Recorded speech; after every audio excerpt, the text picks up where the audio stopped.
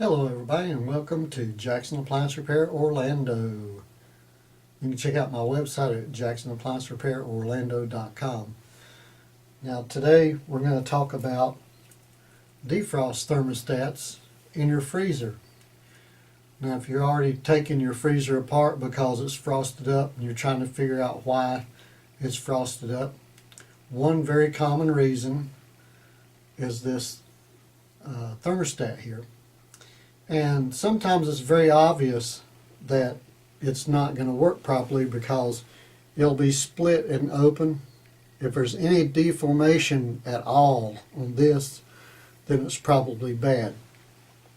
But sometimes it looks perfectly normal and it still doesn't work. So what I'm going to do is show you how to test this. In my last video, we talked about the multimeter and where to get one, like Harbor Freight or Lowe's or Home Depot or somewhere like that. And you're going to need one of these to test this to make sure that you're not just replacing parts that don't need to be replaced. So what I'm going to do is I'm going to put some ice water in this glass. We're going to put it in here and hook it up. We're going to watch the meter and see what it does. So right now I've set up this little test station here.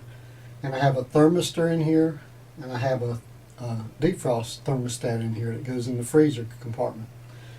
So right now you can see that the thermistor, and I'm going to zoom in on this in just a second, it's already at 13.90 and continuing to go up, and it'll go up to about 16, and that's where it should be. So let me zoom in on it and show you what it's doing. It's 14 and climbing, and it will reach about 16 point something, and that means that the thermistor is good. This is a brand new thermistor out of the package, so I know it's good. So now we're waiting for the thermostat.